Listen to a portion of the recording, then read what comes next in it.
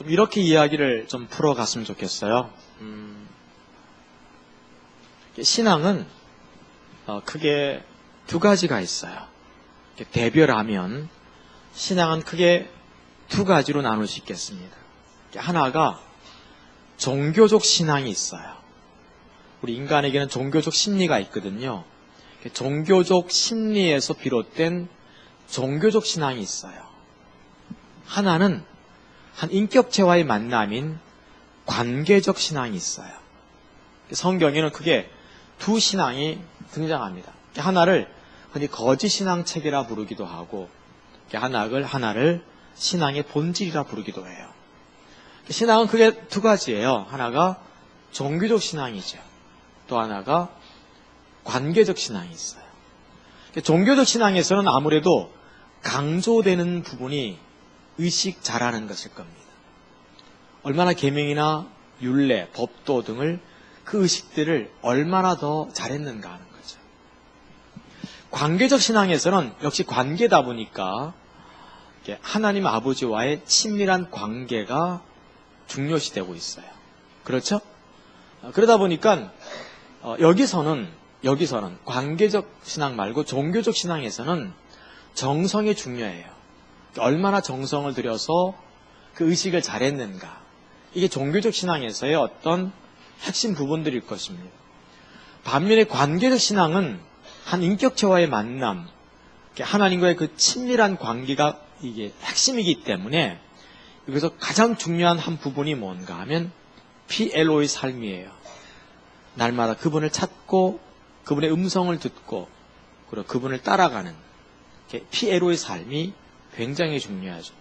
근데 PLO의 삶에서 굉장히 핵심적인 부분이 있어요. 다시 말해서 우리가 신앙생활에서 가장 중요한 한 부분이 있어요. 그것은 뭔가 하면 하나님의 행하심을 주목하여 보는 것입니다. 이런 게 있어요. 지난 시간에도 제가 말씀드렸습니다만 많은 사람이 오해하는 것 중에 하나가 신앙의 본질이 하나님을 아는 거야. 그러니까 하나님을 알게 해주세요. 그러는 거예요. 하나님께서 하나님 알려주시지 않아요. 신앙생활의 핵심은 하나님과의 친밀한 관계야. 그러니까 하나님 저 친밀하고 싶어요. 그렇다고 해서 하나님이 친밀함을 알려주시는 게 아니에요. 하나님을 알고 하나님과 친밀한 관계를 가지기 위해서는 중요한 게 있어요. 하나님의 행하심을 보는 거예요. 하나님이 내 인생 가운데서 내 주변에서 무엇을 하고 계신가, 이거를 간파하는 게 너무 중요합니다. 우리 예수님도 신앙을 얘기하실 때 이렇게 얘기하셨어요. 그러니까 내 아버지가 이제까지 일하신다. 두 번째, 그래서 나도 일한다는 거죠. 세 번째가 아들은 스스로 할 수 있는 게 하나도. 예수님은 항상 이렇게 보시면서 하나님과의 친밀한 관계의 증진을 위해서 아버지가 내 인생 가운데서 뭘 하고 계신지를 항상 물었던 걸 알 수 있어요. 그 아버지가 행한 것에 내가 내 마음을 두고 같이 동참해 갈 때 그때 하나님께서 함께 하세요. 알겠죠? 그때 하나님을 알리시기도 하고 하나님을 경험하기도 하시기도 하고 하나님께 친밀함도 더 허락해 주시고 이런 게 우리 가운데 있어요. 그래서 하나님의 행하심을 이렇게 보는 게 중요해요. 알겠죠? 저희 교회, 예수촌교회인데 하나님이 최근에 하신 게 뭐지? 하나님께서 우리 예수촌교회 내에서 최근에 하시는 게 뭐야? 제가 이제 묻는 거예요. 그러니까 지난 토요일 날 저희 교회에서 한 달에 한 번씩은 저희들이 전체 사역자 모임이 있거든요. 전체 사역자 모임들. 그래서 사역자들이 전체 모이는 거예요. 이렇게 모여서 나눌 때 제가 항상 첫 시간 나누는 게 있어요. 하나님 우리 교회 가운데서 이달 한 달 동안에 뭐 하셨냐 하는 거죠. 이걸 나눌 줄 알아야 돼요. 그리고 이걸 빨리 볼 줄 알아야 됩니다. 하나님께서 우리 교회 가운데서 한 달 동안 뭐 하셨지 이렇게 볼 때 한 가지 하시는 게 있었던 것 같아요. 저희 교회도 한 4년 전까지만 해도 늘 사람들이 이렇게 오기만 했어요. 할렐루야. 나가는 사람 없이 뒷문 딱 막힌 채로 앞문만 열려 있었어요. 아멘. 뭐 이렇게 아멘도 안 해주고. 저희 교회는 정말 참 많은 사람들이 이렇게 왔었거든요. 앞문이 열려 있고 막 오는 거예요. 막 신났고. 작년에 좀 이렇게 일부가 좀 어떤 일로 인해서 좀 나가기도 했어요.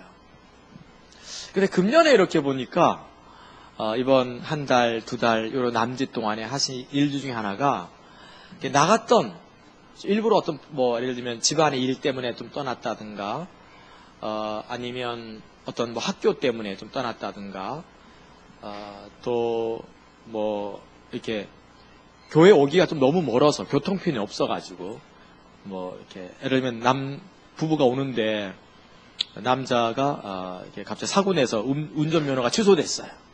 그래서 교회를 못 온대. 이렇게 해서 이제 못 오게 된 분들이 있지 않습니까? 이렇게 그런 분들이 다시 이렇게 정말 멀어도 막 버스 타고 오시고 오는 거예요. 저희 교회에서 제일 멀리서 오시는 분이 제가 서울인데 홍천에서 오세요. 이렇게 속초 가는데 3시간 반. 감사하죠?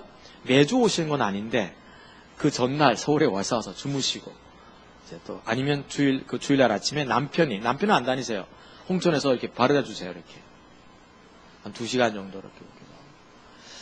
근데 최근에 보면 몇몇 분들이 이렇게 다시 어떤 일로 인해서 좀 못 나오다가 오시는 거예요. 그걸 나눈 거예요, 제가. 하나님이 다시 좀 모으시는 것 같다. 이걸 행하심을 봤잖아요. 그러면 이제 우리가 항상 중요한 것은 믿음의 반응이 필요해요. 우리는 뭘 해야 되지? 하는 부분입니다. 뭘 해야 되지? 항상 하나님의 행하심을 보면 내가 뭘 해야 될지 그걸 결정해요. 내가 뭘 조종해야 되는지 순종해야 되는지 어떤 갈등을 이겨내야 되는지 이제 이걸 나누는 거죠. 이해가 되죠. 뭘 해야 되는지 이렇게 나누면서 우리가 그릇을 준비해야 된다는 거예요. 이런저런 사람들이 있는데 우리가 그릇을 준비해야 되겠다 했어요. 그릇은 그게 우리 교회 내에서 그릇은 대개 그게 3개 내지 4개의 그릇이 필요해요. 모든 교회들 가운데. 첫 번째가 온유라는 그릇이에요. 온유라는 그릇은 항상 필요합니다. 온유함. 이 그릇은 반드시 필요해요. 온유라고 하는 마음 자세는 영혼을 담는 그릇이에요. 모세가 60만 명 데리고 다녀야 되거든요. 60만 명의 지도자들. 하나님이 60만 명을 담게 하기 위해서 하나님께서 모세에게 평생 가르친 것이 온유였어요.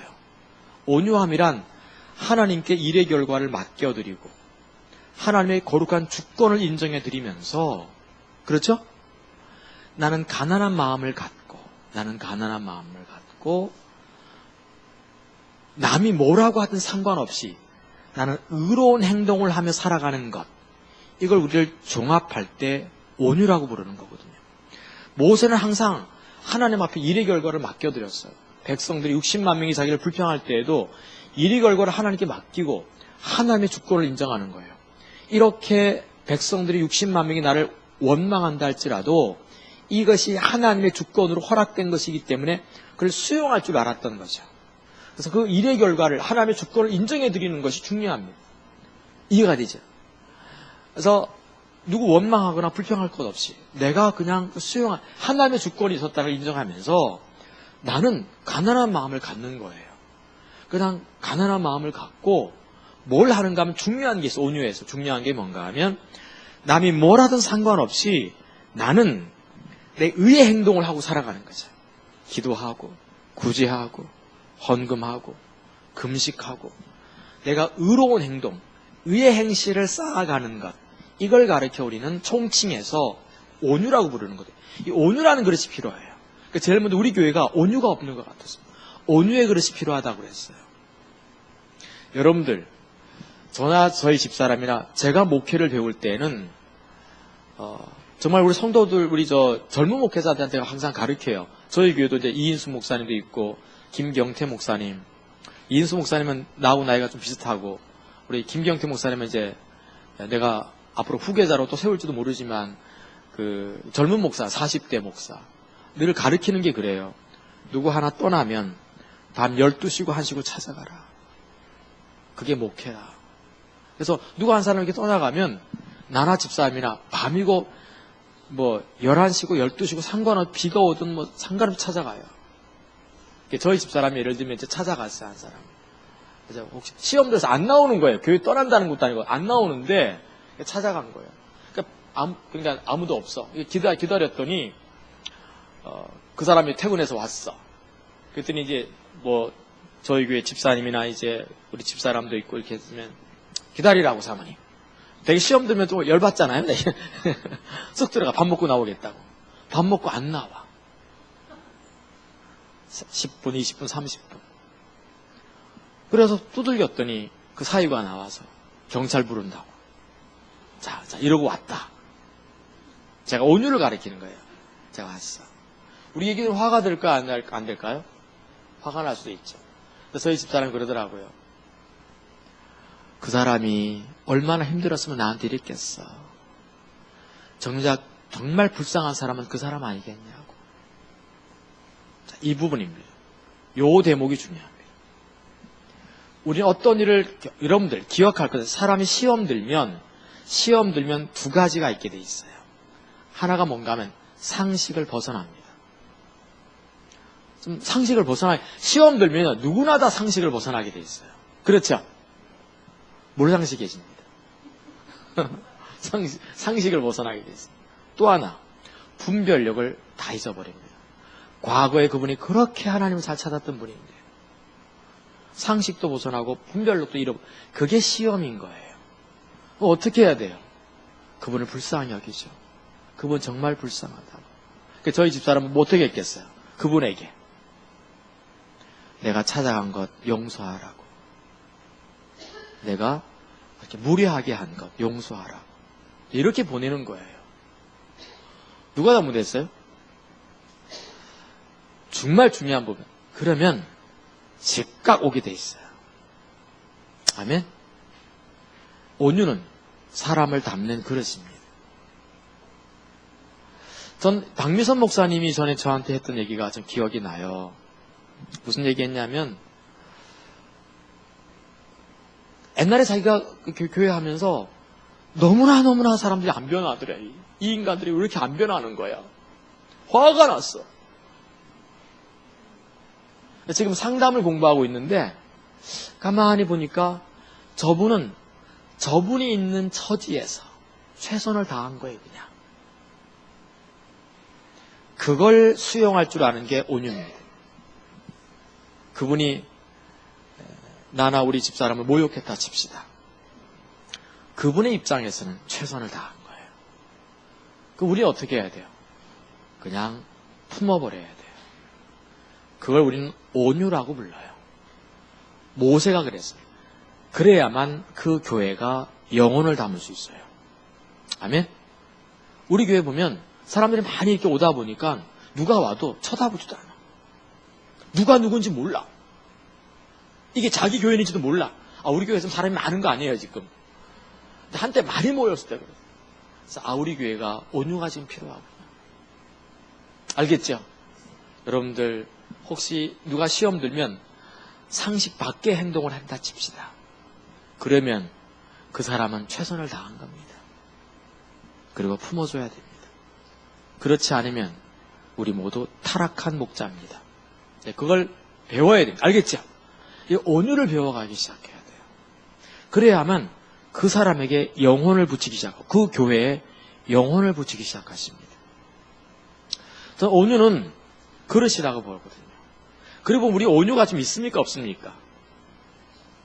조그만 나한테 막 무시하고 뭐라 그럴까 이렇게 하면 같이 대들고 싸우고 이렇게 쉽잖아요. 그럴 필요 없어요. 그냥 이렇게 품어주면 돼요. 얼마나 불쌍합니까? 하나님 모르고 하나님의 길을 벗어나고 그것처럼 불쌍한 사람 없잖아요. 그 사람 우리는 좀 모욕받아도 괜찮습니다. 할렐루야. 죽음은 우리에게서 역사해야지 생명이 상대방한테 역사하는 법이거든요.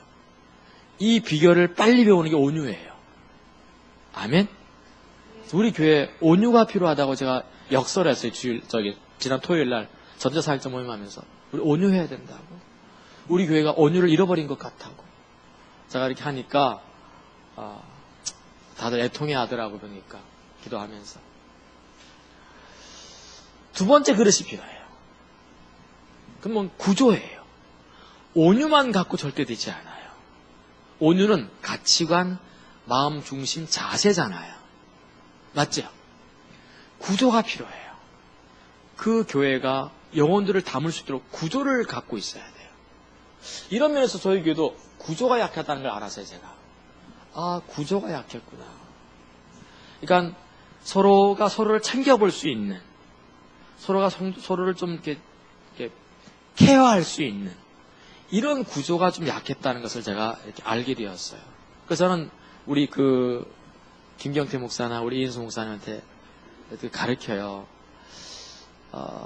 아직 이 김경태 목사는 40대를 아직 좀 젊고, 우리 이인수 목사님은 은행원으로 지금까지 쭉 있었다가 목회를 좀 한 거라, 이렇게 좀, 제가 저는 그렇게 배우지 않아서, 저는 밤 10시고 1시고 밤 2시고 상관없이 어떤 영혼이 있으면 찾아가야 되는 거죠.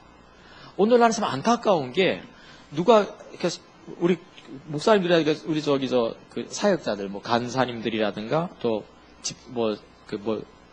오이코스 리더들, 여전도회 회장, 남전도회 회장 이렇게 보면, 전화하는 거예요, 그냥.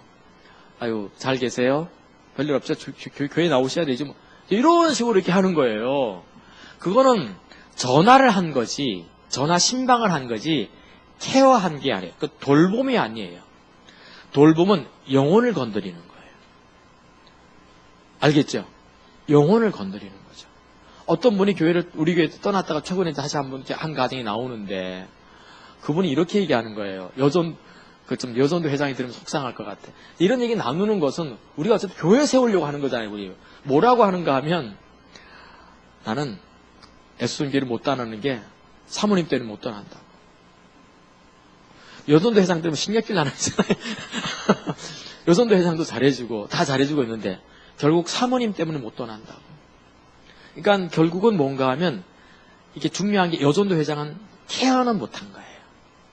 전화는 했을지 모르지만, 안부는 물었을지 모르지만, 케어는 돌봄이거든요. 그걸 목회라 불러요. 여러분들, 전화는 보험회사에서도 전화 와요. 그게 중요한 게 아니에요. 내 영혼을 누군가가 만져줘야 돼요. 사람은 다 지금 영혼이 갈급하고, 그 영혼을 누군가가 만져주는 사람이 필요한 거예요, 지금 이제. 그래서 구조의 그릇이 필요하다 제가 말씀드렸어요. 세 번째 그릇이 필요해요. 절대로 이 온유라는 그릇, 구조라는 그릇만 갖고는 절대로 그 교회 안 세워집니다. 세 번째가 양육의 그릇이 필요합니다. 양육의 그릇. 리더십 이거 없으면요, 리더십 없으면 절대로 교회는, 결국 리더들이 교회의 철골이거든요. 그걸 철골이라고, 골조예요. 그래야지 이게 붙게 돼 있거든요. 그러니까 저희들도 이제 좀 내가 피곤하지만 매주 토요일 날 리더십 스쿨을 열어서, 토요일 날이면 리더십 스쿨을 열어서 사람을 가르치기로 했어요. 여주봉 목사님도 포도나무교회 지금 보니까 아침 10시부터 12시까지 매주 토요일마다 그 양반 아무리 바빠도 이 리더십 스쿨을 열고 있더라고요. 그러니까 이게 필요합니다. 결국은 계속해서 일꾼을 양육해 가기 시작해야 돼요. 알겠죠? 계속 가르쳐야만 사람이 세워져야 돼요. 그러니까 이단들이 잘하는 게 뭡니까? 죽어라고 가르치는 거예요. 신천지 그 말도 안 되는 이런 그림표 가지고 그 비유, 그걸 죽어라고 가르치는 거예요, 지금. 여호와 증인들 죽어라고 가르쳐요. 근데 우리는 죽어라고 놀러 다녀요. 그러니까 죽어요.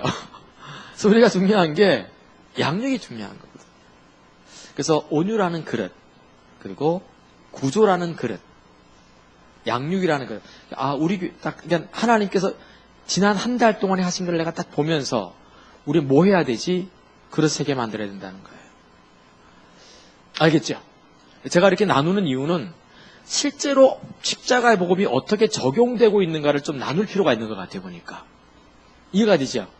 십자가 복음 단순한 이론이 아니라 이건 실제예요. 그래서 우리 밤 2시고 3시고 간에 기도하러 가든지 신방 다니든지 그래야 돼요. 할렐루야? 우리 그렇게 해야 됩니다. 요즘 영혼들이 얼마나 소중한지 몰라요. 제가 그러니까 30대 30, 31, 32 제가 이제 그 무렵에 제가 답심리침례교회 그 교육 목사였어요. 제가 그 교회가 서울에서도 제법 규모가 좀 있어요. 제법 좀 규모가 있고 큰 교회거든요. 제가 이제 교육 목사로 있었는데 그때 그 집사님들이 너무 좋았어요. 그 집사님들이 밤 2시고 3시고 전화만 하면 바로 튀어나와서 신방 같이 갔어요.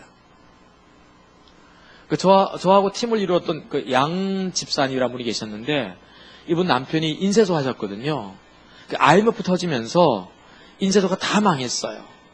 이분은 이 양 집사님은 밤 1시고 2시고 딱 어떤 가정에 문제 생겼다고 그러면 바로 그냥 이렇게 전화하면 이렇게 오시곤 했거든요. 오시곤 했는데 그 남편도 그래요. 참 귀합니까 안 귀합니까? 자기 부인이 2시고 3시고 목사 전화 받고 그냥 달려나가는 것 쉽지 않거든. 근데 그때 그분이 항상 그랬어요.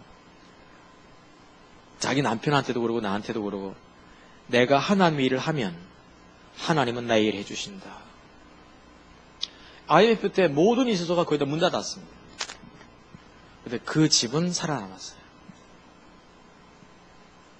그게 간증이라고 하는 거예요. 이게. 우리 그걸 뭐라고 한다? 간증이라고 불러요. 저희 교회에 홍 목사님이란 내가 가르쳐낸 그 홍 목사가 있었거든요. 지금 이제 다른 교회 갔는데 이 친구가 저희 교회에 오랫동안 다녔어요. 근데 이 아버님들이 전라북도 익산에 이렇게 살았는데 농촌 지역은 알다시피 서로 품앗이를 해줘야 됩니다. 그렇죠? 품앗이 해줘서 이렇게 같이 그 집에 그 밭에 가서 뭐 해주고 또 우리 밭에 와서 뭘 해주고 뭐 모종을 심든지 추수할 때든지. 이분이 이제 교회를 다니시다 보니까 주일날은 어느 집에 가서 도와줄 수가 없었던 거예요. 그래서 같은 그 주변 이웃들에 대해서 욕을 많이 먹었어요. 저 교회 다닌다고 품앗이도 안 해주고 뭐 이러니까 좀 따돌림도 받았지요. 신기한 거는 죽어라고 주일날 교회 다니신 거예요. 신기한 것은 그 해 모든 병충해 돌아서 다 논밭이 다 이렇게 망하는데 품앗이를 안 해주니까 다른 거 심었거든요. 여기만 남는 거예요. 근데 그걸 간증이라고 그래요. 그 침례교 부흥사들이 김충기 목사님, 오관성 목사님이라든가 이런 분이 대부분 이분 가정에 대한 얘기를 간증하고 다니시는 거지. 중요한 부분이 바로 이런 부분이에요. 우리가 참 하나님을 이렇게 믿기로 했으면 관계적 신앙에서 믿어야 돼요. 이해가 되죠? 여기서 하다 보면 하나님께서 뭘 하고 계신가를 이렇게 보기 시작해야 돼요. 내 인생 가운데서. 여러분들 지난 한 달 동안 하나님 뭐 하셨어요? 하나님이 여러분 인생에서? 목금하셨어요? 뭐 하셨어요? 항상 하나님은 내 인생 가운데서 이번 한 달 동안 뭐 하셨지? 이걸 이렇게 보기 시작해야 돼요. 그리고 그걸 나누는 것을 우리는 그걸 쇠화한다. 삶을 나눈다고 불러요. 이해가 되죠? 그래서 이런 부분들에 대한 이야기들을 좀 우리가 해야 되겠다 생각이 들었습니다. 자, 근데 제가 이제 여기와 연관해서 얘기를 좀 더 진행해 나가려고 해요. 여러분 중요한 것은 그래서 우리가 가장 중요한 부분이 자세 부분이에요. 그릇을 만들어갈 때 순서가 있어야 돼요. 온유라는 자세라는 그릇부터 만들어야 돼요. 구조부터 만들어야 되는 건 아니에요. 요게 되면 요 온유를 담을 수 있는 그릇 구조가 필요하고 알겠죠? 요 구조를 갖고 체계화시킨 것이 다음 세대 세워가는 양육이거든요. 그래서 이렇게 교회가 되어갈 수 있도록 여러분들의 교회를 위해서 그렇게 기도해 주시기 바랍니다. 알겠죠? 좀 품고 이해하고 사랑하고. 최근에 이제 그 옛날에 그 아기를 멀리서 오시는 분인데 멀리서 오셨는데 아기를 놓으면서 못 놓으셨어요. 아기가 좀 크니까 이제 교회를 나오는데 좀 낯설었거든요. 근데 한 자매가 너무 잘 받아주는 거예요. 이렇게. 그러니까 그 자매님이 그러더라고요. 다시 돌아온 자매님이. 다시 돌아왔을 때 서먹했는데 저 자매님이 나를 따뜻하게 이렇게 잘 안내해줘서 쉽게 교회에 다시 정착하게 될 수 있었다고. 이런 부분들이, 이런 사람들을 키워내는 게 필요한 것 같아요. 알겠죠? 그래서 저는 개인적으로 자세가 너무 중요하다 보는 거예요. 부디 바라건대 어떤 데 너무 아까운 사람이 있어요. 십자가 복음 너무 많이 잘 알고 있어요. 이론 통달했어요. 야, 어떻게 저런 비전 같은 걸 잘 설명해내지? 뛰어난 게 많아요. 뛰어난 게 많은데 자세가 조금 그르면 그 사람에게는 사람을 붙이지 않습니다.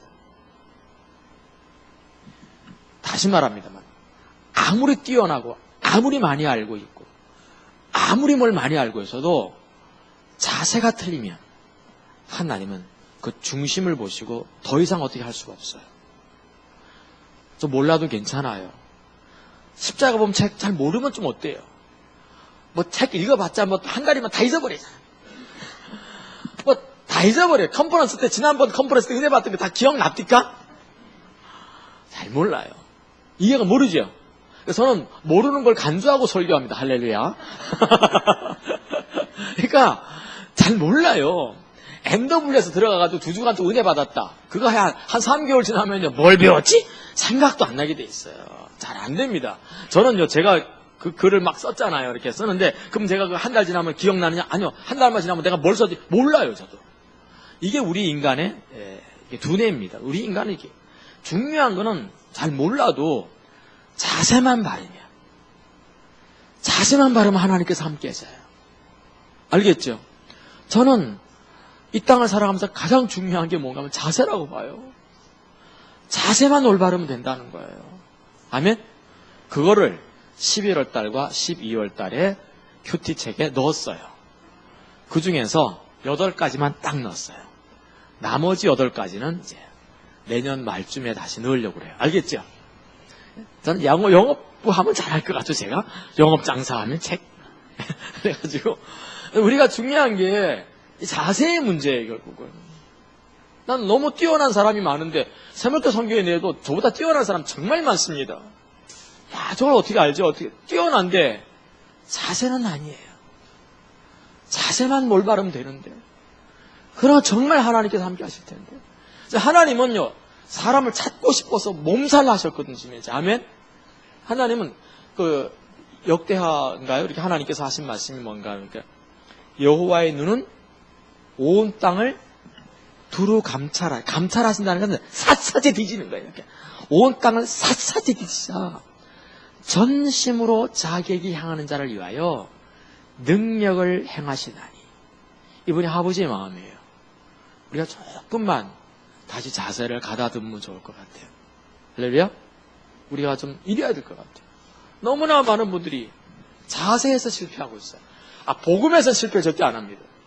이론에서도 실패한, 중보기도에서도 실패 안 해요. 찬양과 경배에도 실패한, 설교에도 실패 안 한다니까. 다 섬김 실패 안 해요. 문제 어디서 실패한다? 자세에서 실패하면 전부 실패한 겁니다.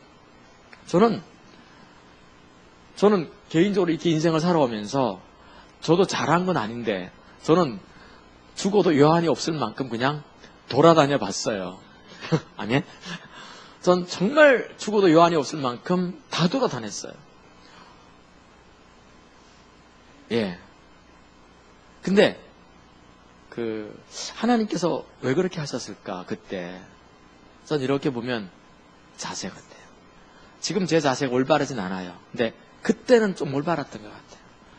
우리는 조그만 자세가 올바르면 하나님은 금세 우리를 붙잡아 주십니다. 알겠죠? 아멘?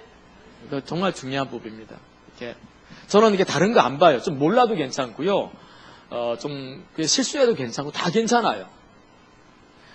뭐 솔직히 어떤 분을 예를 들면 제가 해외 어떤 분을 어디 보내면 그분이 복음을 잘 전할 것이냐 못 전할 것인가 그것도 잘 보지 않아요. 물론 당연히 봐야 되겠습니다만은 당연히 잘 전해야 되겠죠. 근데 중요한 건 가장 먼저는 자세예요. 왜냐하면 자세만 바르면 하나님이 어떤 그 말 한마디라도 붙잡으시고 하나님께서 쓰실 거니까. 이해가 되죠? 하나님이 쓰셔야 되거든요. 그래서 우리가 이 부분을 좀 이렇게 좀 보기 원하는 거예요. 아멘? 자, 근데 이런 자세가 뭐라 그럴까 이런 자세가 길러지는 현장이 있어요. 이런 자세가 길러지는 현장이 예배예요. 길러지는 현장이 예배예요. 아까 제가 일부 기도회를 인도하면서 오늘 모두 6곡 내지 7곡 했죠. 그런데 첫 곡에서 이게 하나님 앞에 첫 곡부터 쫙 올라가면 좋겠는데 첫 곡부터 올라가지가 않는 거예요. 그래서 이번 두 번째 곡을 바꾸면서 악다구니를 써가면서 하나님을 찾기 시작한 거예요. 나는 개인적으로 예배는 무조건 하나님 만나고 돌아가야 되거든요. 아멘? 하나님 만나고 돌아가야 돼요. 무슨 사람이 많이 모이고 막 화려하고 찬양대가 막 서고 막 헌금이 많이 드려지고 있고 막 봉사와 섬김이 막 있고 막 안리원들이 막 그냥 수십 명 깔려가지고 뭡니까 양복 입고 딱 서 있고 막 파이프 오르간 연주하고 있고 막 성가대가 막 수백 명 서 있고 화려하고 오늘날 예배는 자꾸 화려해지는 것 같아요. 한 3가지 특징인데 하나가 화려해지고 있어요. 그죠? 자꾸 화려해지는 거예요. 두 번째, 오늘날 예배는 조그만 규모만 있으면 웅장해지고 있어요. 웅장해지는 거예요. 자꾸. 큰 예배. 그 다음에 막 성가대도 막 다 이렇게 가운, 웅장해, 목사님들도 다 가운 쫙 입으시고. 세 번째, 오늘날 예배는 보면요. 이렇게 뭐라 그럴까. 이렇게 사람들의 기분에 쫙 맞추는 거예요. 이벤트처럼. 번쩍번쩍하고, 막 어떤 교회는 막 이렇게, 나이트 클럽에서나 돌아가는 막 바짝바짝 돌아가는 게 뭐야, 이게. 막 그런 게 많아요.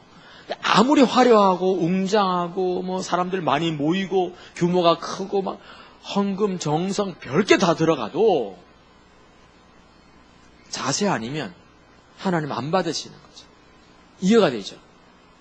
올바른 자세. 여호와는 중심을 보시거든요.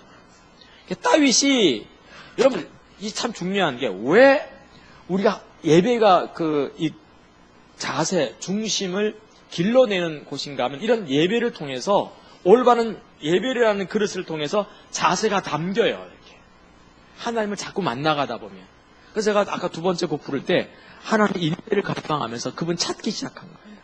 여러분들, 하나님의 임재를 정말 이게 뭐라 그럴까, 죄송합니다만은, 가볍게 여기지 마세요. 하나님의 임재가 정말 목숨같. 하나님의 사람들은 하나님의 임재를 목숨같이 여겼어요. 따입 보십시오. 내가 주가 계신 집을 사모하여 하면서 주의 아름다움을 악마하며. 그러니까 임재를 사모했다고.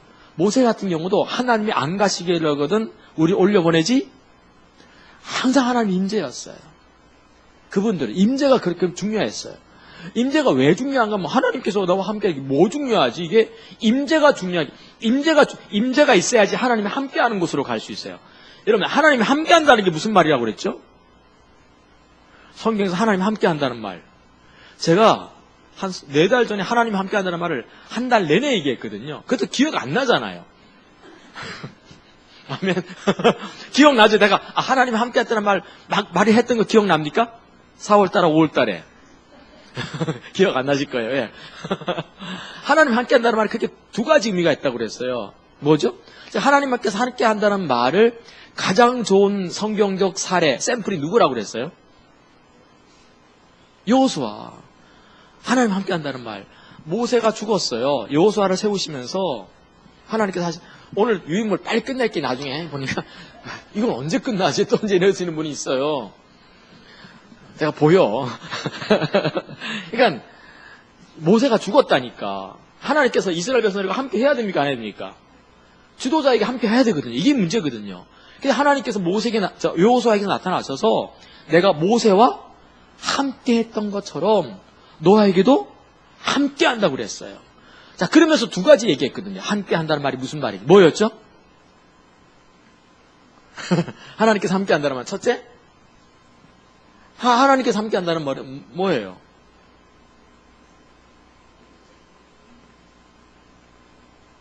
두 가지 의미가 있었어요. 너에게 임재하겠다는 거잖아요. 내가 너를 떠나지 아니할 거라고. 임재하겠다는 거죠. 영원히 임재하겠다는 거죠.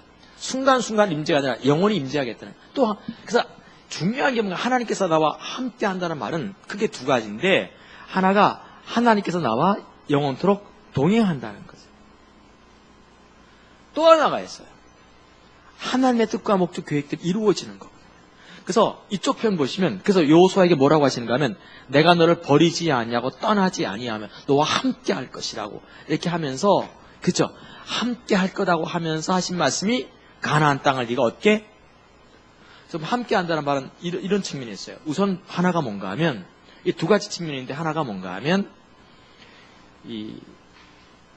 하나님이 내게 개인적, 실제적, 사실적인 분으로 다가오기 시작하는 거죠. 생명이 조금씩 나타나는 거예요. 개인적, 사실적, 실제적으로 하나님이 내게 경험되기 시작하는 거예요. 이걸 임재라 불러요. 또 하나가 이쪽에 뭐겠어요? 하나가. 그래서 나를 향한 그분의 계획을 이루어가는 거죠. 가장 좋은 샘플이 누구라고 그랬죠? 4월달, 5월달에 제가 죽어라고 외쳤어요. 컨퍼런스 끝난 다음에. 다윗이죠. 다윗 보면 어느 날부터인가 하나님이 다윗에게 개인적, 사실적, 실제적인 분이 되어가기 시작했어요. 생명이 있었던 거죠. 그런가 하면 다윗을 향한 하나님의 계획들이 차근차근 이루어져. 이거 하나님께서 함께 한다는 거예요. 할렐루야. 우리 이거 경험하고 우리 지금 이거 하자는 거잖아요, 지금. 뭐 지금 찬양하고 뭐 다른 거 다 해야 됩니다. 이거거든요. 이거 없는 다른 어떤 것도 의미가 없어요. 맞습니까? 이거 하자는 거거든요. 이거 하자는 거. 요게 한쪽 측면이에요. 하나님께서 함께 한다는. 그 다음 또 하나가 뭐겠어요? 더 나아가서. 하나가 뭔가 하면 또 하나가 뭐예요? 하나님의 성경에 기록되어진 언약들이 이루어져 가는 거예요. 아브라함의 언약, 다윗의 언약, 레위의 언약, 이런 게 이루어져요. 그래서 레위의 언약만 해도 로고스라는 말씀이 레마가 되는 거예요. 깨닫게 하시죠. 레마의 말씀들이 깨달아졌다가 이제 내 입에서 다트가 되어가는 거예요. 하나님의 길이 되어가기 시작하는 거죠. 이런 걸 하나님 언약이 성취된다고 그래요. 할렐루야. 나중에 큐티집에다가 이스라엘의 3대 언약도 제가 다 집어넣을 겁니다 하면 이거 해야 되잖아요. 그렇게 하고 또 하나 측면이 있어요. 그게 뭐겠어요? 그 시대에 일하시는 하나님의 행하심에 나를 쓰시는 거죠. 21세기를 향한 주의 뜻에 나를 사용하기 시작하시는 거예요. 회복과 부흥이죠. 열방과 다음 세대. 이런 일이 나를 쓰시기 시작. 이거요. 정말 중요한 부분. 이게 하나님 함께 한다는 거예요. 근데 하나님께서 함께 할 때 제일 먼저 하나님께서 그냥 바로 함께 하시는 게 아니잖아요. 지금 이제 바로 함께 하시는 게 아니죠. 하나님이 바로 함께 하시는 것이 아니기 때문에 그 이전 단계에서 뭐가 필요한가 하면 임재를 사모하게 하시는 단계가 있다는 거죠. 임재를 갈망하고 임재를 경험하게 하는 단계. 임재를 자꾸 경험하다가 이제 하나님 나와 함께 하시는 게 되는 거예요. 그 임재가 그만큼 그래서 모세, 다윗 목숨보다 임재가 소중했어요. 하나님이 함께 안 가시면 임재가 안 가면 나도 올라가지 안 된다는 거거든요. 알겠죠? 임재가 소중해요. 그래서 제가 아까 중보기도 하면서 악다구리에서 가면서 그냥 소리 지르는 거예요. 막 그냥 내 목이 오후 2시면 쉴 거 뻔히 알거든요. 근데도 막 소리쳐요. 왜? 임재가 있어야 되잖아요. 난 임재가 안 느껴지면 미치는 거예요. 그냥 이 지금 찬양팀 뭐 이렇게 오늘도 뭐 열심히 합니다만은 막 임재 안 느껴지면 찬양 막 그럴 때가 있어요. 어떤 때는 막 그냥 제가 예배 드리는 데 튀어나가가지고 찬양 우리 교회 예배 중지시킬 때도 있었어요. 우리 교회 예배 인도자 그 상처를 많이 입었을까 안 입었을까? 아니 그래서 안 나오다가 요즘 다시 나와요. 지금 안 나오고 그런 게 중요한 게 아니고 무슨 말인지 아시겠습니까? 우리 교회를 떠나고 안 떠나고 그게 중요한 게 아니고 지금 임재가 소중한 거거든요. 임재가 소중한 거예요. 나 때문에 우리 교회 성도들 엄청 상처받은 거예요. 사람 떠난 사람은 다 나 때문에 상처를 입고 간 거예요. 왜냐하면 중요한 거 지금 그게 임재거든. 임재 없는데 무슨 의미가 있어요. 그래서 소리를 치는 거예요. 근데 임재를 배울 수 있는 데가 어디라는 거예요? 예배라는 거예요. 지금 알겠죠? 오늘 뭘 보려고 하는가 하면 성경에서 예수님이 예배는 이렇게 드려라라고 한 게 하나 있어요. 예배는 이렇게 드려야 돼. 그게 뭐예요? 신령과 진정으로 드리고 성령과 진리로 드리라는 거예요. 이건 예수님이 직접 언급하신 예배예요. 이게 돼야만, 성령과 진리로 드리는 예배를 자꾸 돼야만 여기서 자세라든가 하나님을 향한 깨달음, 그리고 여기서 하나님의 임재가 담기다가 이런 임재가 이제 모아지고 임재가 자꾸 조각을 짜요. 조각을 짜고 구조화되고 체계화되면서 편집되면서 임재가 모아지면서 커지면서 하나님 나와 함께하는 삶으로 연결되는 거죠, 이게. 아멘? 근데 이런 것이 경험되지 않으면 아무 소용없어요. 아무 소용없어요. 만약 여기 화요 집회 와가지고 못 배우면 다른 데 가서라도 배워야 돼요. 다른 데 가서라도 배워야 돼요. 난 그거 권하거든요. 전에 여수부 목사님하고 저하고 같이 인천에 있는 어느 한 교회를 집회를 갔어요. 벌써 몇 년 전이냐 그게. 한 20년 전쯤인가 봐. 20년 안 됐나? 제가 42살 때 여기 왔다는 거 아니겠어요? 나도 좀 젊었을 때 왔습니까? 안 왔습니까? 제가 부산 집회를 처음 맡을 때가 40 몇 살이었어요. 할렐루야. 지금 10년이 됐습니다. 10년 됐나? 네. 40 몇 살이에요. 젊었을까? 40대, 김시훈 목사님 몇 살이에요? 내가 저 나이 때 왔어요. 그때 이제 제가 강서로 내려왔습니다만은, 저도 부러워요. 저때 내가 왔다는 게. 근데, 그때 여주보 목사님, 그 이전에 여주보 목사님하고 제가 이제 같이 인천에 있는 한 교회 집회를 갔는데, 그때 여주보 목사님도 이렇게 알려지지 않았을 때. 그러니까 이제 둘이서 같이 방에서 자면서, 여간방에 둘이 자면서 그 교회를 집회를 했어요.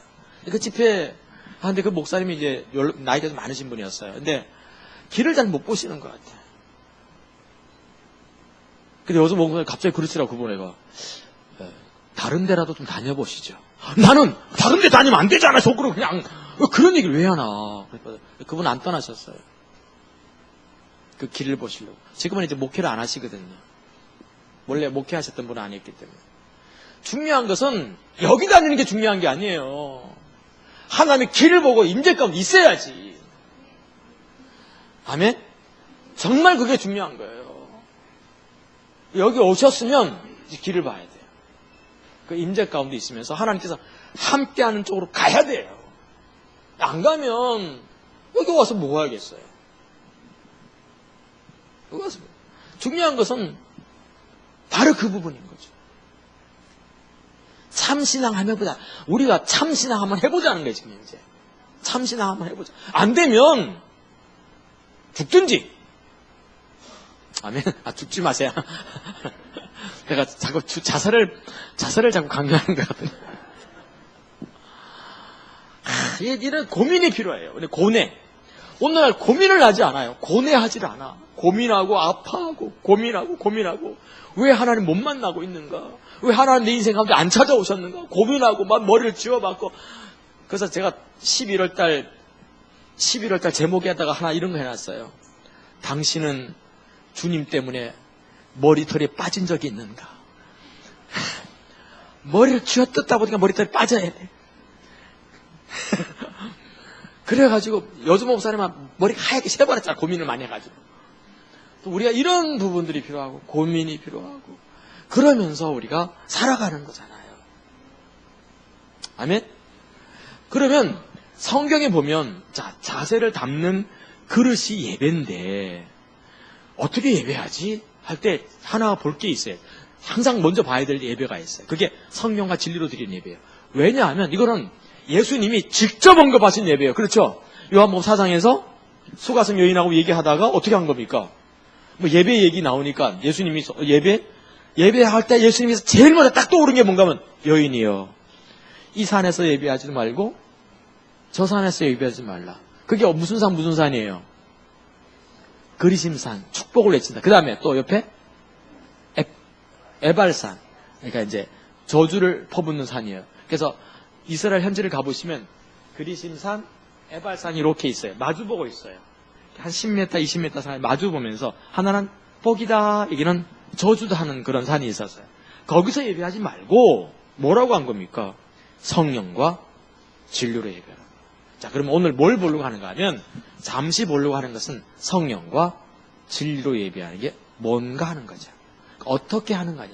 이게 돼야지 이게 자세가 담기는 거죠. 알겠죠? 그러면서 임재가 누려지기 시작하고 그 임재가 모아져서 하나님 나와 함께하는 삶으로 연결되어 간다는 거죠. 알겠죠? 아멘? 이제 왜 이 설교를 해야 되는지에 대해서 설명을 한 거예요, 제가. 아멘? 뭐 딱 한 장 가지고 우리 같이 그냥 가볍게 그냥 터치하고 넘어갑시다. 세 가지 볼 거예요.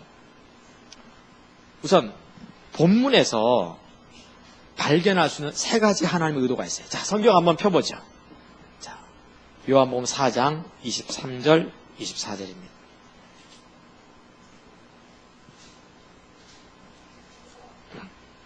제가 전에는 웬만해서 목이 제가 잘 안 쉬는데 요즘은 11시 예배 하고 그러면 약간 좀 쉬더라고요. 그래도 괜찮죠? 지금 들을만 합니까? 네, 제가 목이 웬만해서 잘 안 쉬는 편입니다. 근데 좀 쉬어요. 목을 더 막 쓰면 더 안 쉬어요. 그래서 목을 더 쓰는 게 나아요. 목회자들은. 네, 대성이처럼 악다구니를 너무 쓰면 안 돼요. 예. 내가 항상 목 조심해라고. 왜냐면 평생 써야 되니까. 예? 지금 저 소리에서 약간만 소리를 굵게 만들어 놓으면 아주 괜찮은 매력적인 목소리가 날 거예요. 제가 알거든요. 그래서 대성이잖아요. 큰 목소리에서.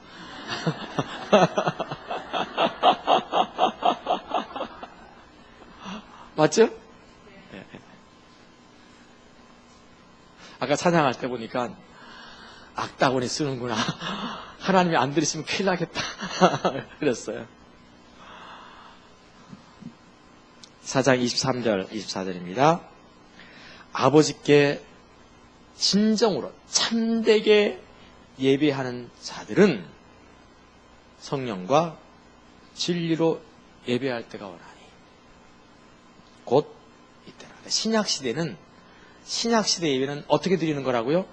성령과 진리로 예배드려야 합니다. 아버지께서는 이렇게 자기에게 예배하는 자들을 찾으시느니라. 아버지는 하나님은 영이시. 여기 영과 진리로 되어 있는데 그 영은 성령을 말합니다. 뒤에 금방 나오죠. 하나님은 그래서 성령이죠. 성령이시니 예배하는 자가 성령과 진리로 예배할지니라. 이 구절에서 우리가 한 세 가지 우선 약간 볼 게 있어요. 첫째 볼 거는 23절과 24절에 나타난 세 가지 하나님의 의도를 볼 수 있어요. 하나는 성령과 진리로 드리는 예배라야만 참된 예배라는 거죠. 그죠? 아무리 화려해도, 아무리 헌금이 많아도, 아무리 섬김과 수많은 사람이 모여들어도, 은혜를 아무리 많이 끼쳤어도, 울고 웃고 했어도, 나는 어릴 때 이렇게 보면 막 이렇게 울렸다, 웃겼다는 목사님들 계셨어요. 그렇죠? 야, 어떻게 저렇게 사람을 울렸다, 웃겼다. 나도 저렇게 한번 돼봤으면 좋겠다. 그게 내 좀 꿈이었어요. 근데 나는 울리지도 못하고 웃기지도 못한 사람이에요. 그래서 제가 한때는 좀 많이 웃겼는데 요즘은 잘 웃겨지지가 않아요. 내가 슬픈가 봐. 그래가지고 근데 그게 아무리 있어도 성령과 진리로 예배하지 않으면 울렸던 것, 웃겼던 것, 화려한 것, 파이프 오르간, 수백 명의 성가대, 반주, 별게 다 있어도 다 참된 게 아니에요. 다 가짜예요. 그러니까 성령과 진리로 예배 드릴 때라야만 그게 참된 예배, 진짜 예배라고 하는 거죠. 알겠죠? 정말 중요한 게 어떤 것도 가짜예요. 성령과 진리가 아니면. 성령과 진리로 드려야 돼요. 두 번째로 볼 수 있는 게 의도가 뭔가 하면 유인물 다 나갔죠? 예. 하나님은 성령과 진리로 예배 드리는 자들 뭐 하신다? 이게 중요합니다. 동그라미 써야 돼요. 나중에 이제 이 유인물도 동그라미 중요한 표시 빨간 줄 긋고 이런 게 나와야 될 것 같아요. 청천연색으로. 이 중요한 대목이 그런 사람들을 뭐 하신다? 우리는 찾는다는 말을 너무 가볍게 여겨요. 여호와의 눈은 온 땅을 두루 감찰하사 전심으로 자기에게 향하는 자를 위하여 능력을 베푸시나니. 자, 아까 찾는다는 말은 그게 네 가지라니까. 아까 임재 가운데 있는. 첫째 뭐라고요? 하나님께서 친밀함을 허락해 주세요. 찾는다는 그 말은 뭐라고요? 하나님 먼저 친밀함 허락해 주신다는 겁니다. 그게 찾는다는 말이에요. 찾아서 뭐 하게? 사치기 사빠빠해? 뭐 하신다? 친밀함을 허락해 주세요. 친밀함 허락되는 거예요. 이거요. 정말 대단합니다. 친밀함이 허락돼야 돼요. 하나님이 나에게 친밀함 허락해 주셔야 돼요. 내가 누굴 좀 가까이 가려고 그래도 그 사람이 거부하면 더 친해질 수 있습니까? 없습니까? 내가 이렇게 좀 옛날에 좀 친해지고 싶었던 분이 몇 분 있었어요. 여기 이렇게 보면. 근데 하고 이제 돌아선 분도 있어요. 제가 여기서 누구를 언급하면 그분을 일부러 뭐 이렇게 세우려고 하는 건 아니에요. 알겠죠? 제가 처음에 부산 집회 이렇게 왔을 때, 그 10년도 더 됐네요. 벌써 12년 전인데 부산 제가 그러니까 1999년인가 왔으니까 아니다. 2004년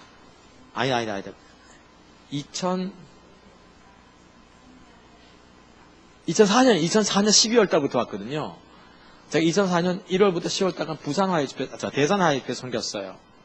그리고 제가 이제 도저히 뭐 대전 화해집회를 못 하겠더라고요. 제가 서울에서 대전 오는 게 너무 힘들어요. 그래서 여수모 목사님께 제가 대전 화해집회를 못 섬기겠다고 그만두시라고 하더라고요.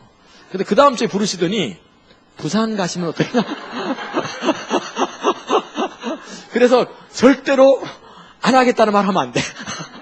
그러면 더 멀리 보내시니까. 그래가지고, 근데, 그래서 2004년 12월 달부터, 여기, 서강교회가 여기 이사 올 때부터 왔어요. 그때 이사 왔거든요. 2004년 12월 달에 이사 왔어요.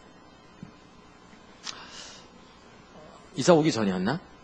저쪽에 있을 때부터 왔거든요. 병원에서. 저쪽에 왔는데, 뭘 제가 좀 얘기하려고 했는데, 그때 왔을 때 부산 사람들의 특징이 뭔가 하면, 굉장히 무뚝뚝해요. 이거 뭐 내가 와도 별로 관심도 안 기울이고. 그래가지고 집사람하고 나하고 처음에 이렇게 와가지고요.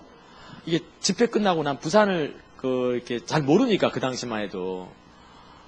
제가 고향이, 제 2의 고향이긴 하지만 뭐 오랜만에 왔으니. 그래서 저녁 때마다 화해 집회 끝나고 나면 밤까지 했으니까. 여관 찾느라고, 모텔 찾느라고, 둘이서. 이렇게 나도 40대고 이렇게 젊은 부부인데도 이렇게 마치 남들은 뭐 불륜처럼 이렇게 여관 어디 늘 다녔어요. 자, 그럴 때 한 1년 좀 얼마 지났을 때 김영수 목사님이 영도에 사셨을 때 자기 집으로 초청하신 거예요. 박수 한번 쳐주세요. 그때까지만 해도 아무도 이렇게 뭐 어디서 주무시냐, 뭘 먹냐 없었어요. 자, 없었어요. 할렐루야. 그래서 이제 그 집에서 한 1년 정도 제가 늘 화요일 날 안방을 내주셨어요. 복이 있을지어다. 그래서 이렇게 죄송합니다. 이렇게 너무 무뚝뚝하. 부산은 참 무뚝뚝해요. 이렇게 마음은 마음은 절대 안 그럽니다. 제가 사랑을 어디서 제일 많이 받았는가 하면 부산에서 했어요. 대전을 제가 1년 동안 섬겼거든요. 1년 동안 섬겼는데 그분들은 무뚝뚝한 게 아니라 무표정이에요. 그리고 나서 이제 한 3년, 4년 좀 지났더니 그때 이제 대전 분들이 4년 전에 고마웠다고. 충청도는 늦다는 걸 내가 알았어요. 4년 지나서 고맙다고 하더라고요. 그래서 이제 제가 이렇게 알게 된 거죠. 근데, 내가 뭐 이렇게 얘기했는지 모르겠는데, 하나님은 성령과 진리로 예배하는 자 찾으세요. 그러니까 찾는다는 말을 가볍게 여기시면 안 돼요. 첫째 뭐 하신다? 친밀함을 허락해 주시는 거죠. 김영수 목사님 나한테 친밀함을 허락해 주셨어요. 그래서 부산 사람도 착하구나 알았어요. 이게 중요합니다, 이게. 두 번째가 있어요, 임재가. 친밀함 허락하는 거. 두 번째는 뭐였죠? 아까도 좀 얘기했는데, 계시를 허락하세요. 친밀한 자에게는 하나님께서 뭘 보여주신다고? 은밀한 걸 보여주세요. 그분의 계획, 의중, 이걸 보여주세요. 이거 너무 중요한 부분입니다. 그래서 임재가 중요해요. 그래서 다윗 같은 경우는 내가 이렇게 주의 집에 거하여, 즉 임재 가운데 있으면서 주의 아름다움을 바라보면서 그 음성을 듣겠습니다 그랬거든요. 계시가 있었다는 거죠. 이해가 되죠? 계시가 그때 있어요. 우리가 흔히 하나님 뭐 계시해 주세요. 주의 뜻은 뭐예요? 아무리 물어도 답이 없어요. 왜? 임재가 없는데 뭐. 임재 가운데 머물러야 되거든요. 세 번째가 뭔가 하면 거기에 이제 뭐가 있냐면 은혜, 생명이 있게 돼 있어요. 은혜, 생명이 있어요. 하나님께서 내게 이것저것 응답하시는 거예요. 하나님을 경험하게 하시는 거죠. 여기서 그치지 않습니다. 임재는. 네 번째가 뭐죠? 하나님만이 할 수 있는 그 놀라운 일들을 이제 나를 통해서 하시는 거예요. 여러분들 임재가 얼마나 중요하면 하나님은 아무 형상이라도 만들라 만들지 말라. 너는 나 위에 다른 신을 두지 말라. 그리고 나를 위해서 어떤 형상도 그랬습니까? 안 그랬습니까? 하나님 형상 만드는 거 싫어하셨어요. 뭘 만드는 거 이런 거 있잖아요. 하나님이 허락한 게 안에 있어요. 만들라고 하신 게 있어요. 법궤였어요. 하나님의 임재의 상징인 거죠. 하나님이 어떤 상징도 만들지 말라고 그랬거든. 그런데 임재의 상징만은 만들라고 그랬어요. 그만큼 중요해요, 이게. 임재가. 어떤 형상 다 만들지 말라고 그러는데 임재의 형상, 임재의 상징을 만드는 거예요. 법궤. 그걸 한가운데 두게 하신 다음에 전쟁 때마다 그걸 내고 나가게 하신 거예요. 임재가 얼마나 소중하면. 이해가 되죠? 그만큼 소중합니다. 그래서 참 중요한 부분이에요, 임재가. 왜냐하면 법궤가 가면요, 하나님이 가시는 것, 법궤가 가는 거예요. 가면 어떻게 되냐면 그 가나안 땅의 모든 족속들이 다 패하는 거예요. 능력이 나타나는 거죠. 여호와의 눈으로 온 땅을 두루 감찰하사 전심으로 자기에게 향하는 자를 위하여 뭐 베푸신다? 능력을 베풀어 가십니다. 아, 신나요, 안 신나요? 할렐루야. 이게 바로 성령과 진리로 예배하는 거예요. 그들에게 부어주겠다는 거죠. 성령과 진리로 예배 드려야 돼, 안 드려야 돼? 아, 막 신나요. 이번 달 큐트에도 이게 들어가 있기 때문에, 자꾸 그만해. 자꾸 책 팔려고 하는 것 같아요. 세 번째가 있어요. 하나님은 이런 자들을 찾는다고 했을 때, 영어 성경에는 must, M-U-S-T, must 한다 그랬어요. 이렇게 must 하면서 찾는다고 말이에요. 넌 이렇게 예배하라 할 때 must 하면서 이렇게 예배하라고 그랬어요. 이렇게 예배할 찐이라 이렇게 나오죠. 찐이라 할 때 이 찐이라가 영어의 must예요. 근데 여러분 영어를 이렇게 좀 써보시면 알겠습니다만은 must란 이게 반드시 뭐뭐 하라 이 뜻이거든요. 근데 이걸 이렇게 쓰면 안 돼요. 제가 이제 영어가 딸릴 때 제가 이제 뭐 이렇게 세상을 돌아다니면서 제가 저희 그 요쪽에 그 거제도 1회 교회 그 방 내 방에다가 내가 40대 41살 때인가 우리 이상경 목사님 오셨는데 그 41살 때인가 2살 때 로키 산맥을 제가 종교한 적이 있었거든요. 뭐 여행을 너무 좋아했어. 제가 지난주에 월요일 날 그 새벽 6시에 핸드폰 집에 두고 끄고 배낭 하나 딱 메고 이제 집을 떠나는 거죠. 난 이제 그렇게 다니기를 좋아해서 올해가 그냥 모든 걸 다 잃어버리고 그냥 할렐루야. 그러다가 이제 목요일에 전화 때 들어왔는데 40대 때 제가 좀 많이 다녔어요. 30대 말 그때 좀 많이 세계를 막 다닐 때였어요. 여행을 그냥 이렇게 다니고 할 때 그 얘기 왜 하지? 막 그 영어를 딸릴 때 제가 이제 당신 나한테 커피를 주십시오 하고 식당에서 시키는데 마스터란 말을 나도 모르게 쓴 거예요. 당신은 반드시 내게 커피를 주셔야 돼. 근데 여자 저금을 있다가 당황하는 거예요. 이 말을 쓰면 안 됩니다. 알겠죠? 반드시 주셔야 돼요. 이 말이거든요. 안 주면 죽어. 뭐 그래서 이것까지는 아니지만 뭐 그래서 막 놀란 적이 있더라고요. 그래서 중요한 게 그런 말을 함부로 하면 안 되거든요. 근데 하나님이 하셨어요. 반드시 이렇게 예배하라고. 이렇게 예배할 찐이라. 이거 경상도 말로 이 찐이라를 뭐라고 해요? 경상도 말로 찐이라. 예배하라잉. 딱, 예. 딱, 좀, 보통 우리가 예배해. 아이, 그걸 뭐라, 이게, 안 하면 죽인다. 그 뜻이 뭐라 할 때 뭐라 하죠? 경상도 사투리로? 예배, 우리 정계철 목사님 잘 하시던데, 예배? 아, 예, 어떻게, 뭐라고? 똑바로 해. 똑바로 해. 예배 똑바로 해라. 딱. 맞으세요. 하나님이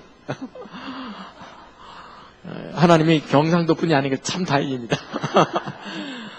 반드시 이렇게 예배하라는 거죠. 알겠죠?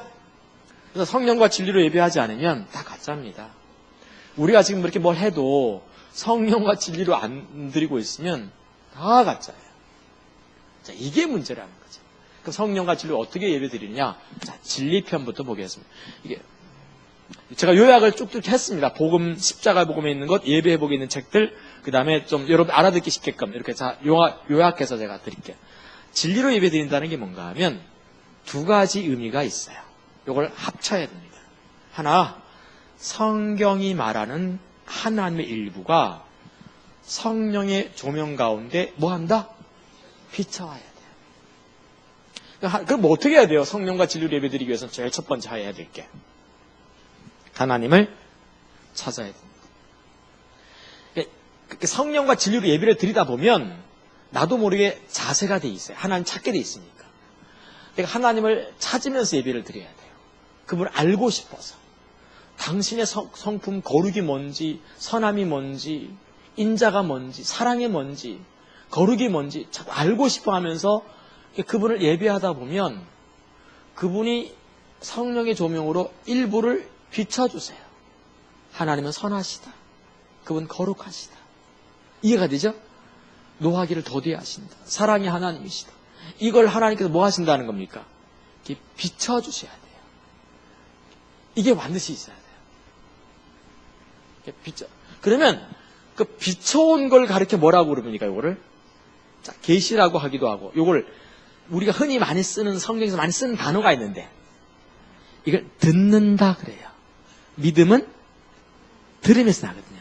들음은 하나님의 말, 그 말씀이 계시잖아요. 이게 계시가 있으면 하나님 편에서는 계시인데 나로서는 듣는 거예요.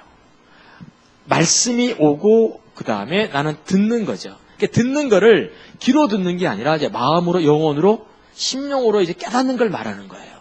알겠죠? 그러니까 하나님의 일부가 비춰오는 거예요.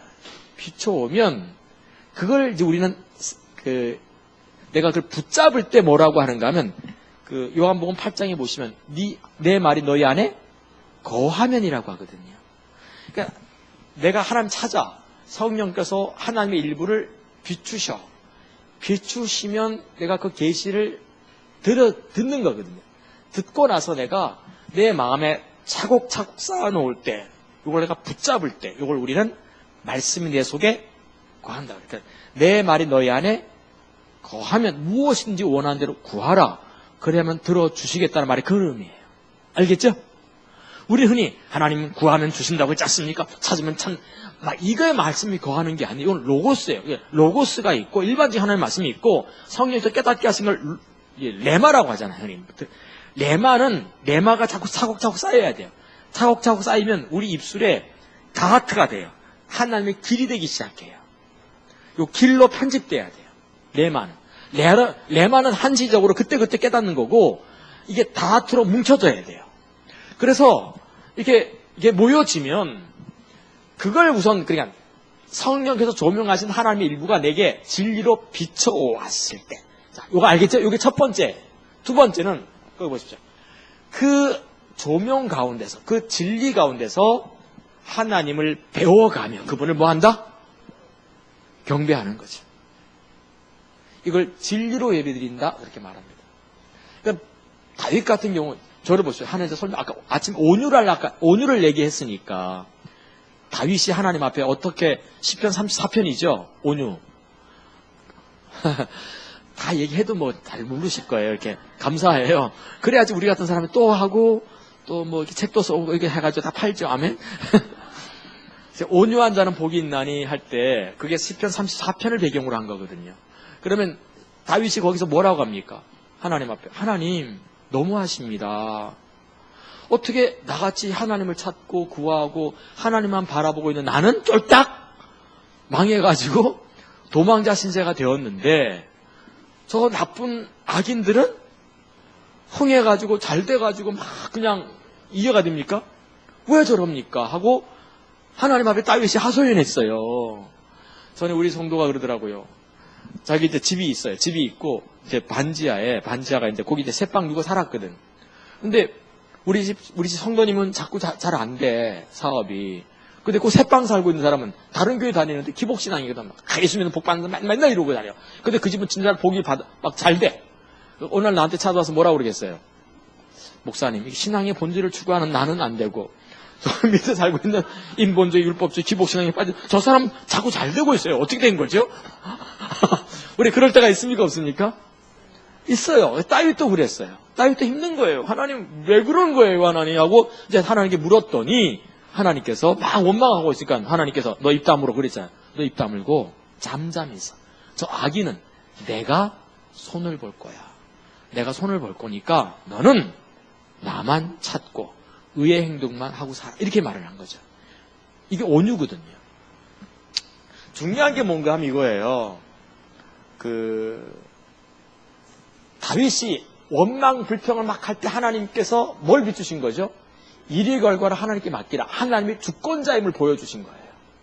그리고 하나님은 신뢰할 만한 분위기를 보여주신 거죠. 그래서 두 가지 비추셨어요. 하나는 하나님이 주권자다. 내가 심판하겠다. 그 다음에 너는 의의 행실만 하고 있으면 내가 알아서 할까 하면서 하나님은 그 신뢰할 만한 분인 것을 비추셨어요. 그러면 비춰오면 이걸 토대로 해서 하나님, 다윗은 뭐라 합니까 나중에? 시편 30 매매하면서 내가 찬송하리로다 하나님 여호와를 내가 노래하리로다 그분은 나의 구원자시오. 이렇게 노래하고 있어요. 다윗의 시편을 읽다 보면 약간 이상한 게 있어요. 어떻게 전개되고 있죠? 다윗의 시편 보다 보면 처음에 하나님 언제까지니까 어느 때까지 나의 고통을 못 본 채 하시나이까 언제까지 주의 낯을 내게서 이런 게 처음에 나와야 안 나와요? 나와야 안 나와요. 나오다가 갑자기 뜬금없이 또 다윗이 뭐라 합니까? 이제는 찬송하리로다 감사하리로다 주님밖에. 이 미친 사람이잖아요. 시편을 가만히 보다 보면 그런 게 많아요. 그래서 사람들이 왜 이런지 이해를 못하는 거예요 지금. 이게 진리로 예배 드리는 게 뭔지를 잘 모르기 때문에 그런 거예요. 다윗은 진리로 예배를 드리면 사람이 비춰진다니까. 처음에 원망하고 불평하는데 갑자기 선하신 하나님, 주권자이신 하나님, 신뢰할 만한 하나님이 딱 비춰오면 어떡합니까? 갑자기 어떻게 해야 돼요? 그걸 토대해서 뭐 해야 된다? 조금 전까지만 해도 어느 때까지니까? 왜 하나님은 언제까지 참으시겠습니까? 종일토록 사람이 나보고 이르기를 네 하나님이 어딨냐면 나를 조롱하나이다. 갑자기 하나님을 찬송하니로다. 주는 영원 무궁하시도다. 갑자기 그래. 왜 그런가 하면 그렇게 원망하다가 하나님께서 뭘 비추신 거야? 하나님의 일부를 딱 비춰오니까 다윗이 어떡하 그걸 토대에서 예배하다 보니까 시편은 항상 갑자기 반전이 있어요. 이해가 되십니까 이제? 시편은 그렇게 읽는 거예요. 하나님께서 그렇게 하셨구나. 이게 진리로 예배드리는 거죠. 아멘? 진리로 예배드리는 예배 사례들이 있어요. 이사야 같은 경우 어떻게 됩니까? 딱 성전에 들어갔더니 거룩하신 하나님이 거룩이 딱 비춰온 거예요. 맞죠? 그리고 그 거룩을 향해서 예배드리는 거죠. 거룩하지 못한 나. 다윗도 마찬가지고 모세도 마찬가지고 다 그렇게 예배했어요. 바울 같은 경우가 이게 좋은 사례이고 바울은 제가 안 썼어요. 바울은 진짜 괜찮은 사람입니다. 바울은 알다시피 성령의 인도를 받고 제2차 선교여행 때 유럽으로 건너갔고 빌립보에 갔어요. 근데 하나님의 인도를 받고 빌립보에 갔는데 그 결과가 어떻게 됩니까? 처음에 가자마자 귀신 들린 여자아이를 고쳤더니 매 맞고 막 얻어 터져가지고 코피 터지고 막 온몸 깨져가지고 감옥에 널브러 전 거예요. 이렇게 맞죠? 널브러져 가지고 있다가 이미 바울은 진리로 예배드리는 법을 배웠어요. 여러분들 하나님의 인도를 받고 갔는데 얻어 터져가지고 내일이면 죽을 운명이야. 그럼 어떻게 되겠습니까? 우리 어떻게 해야 돼요?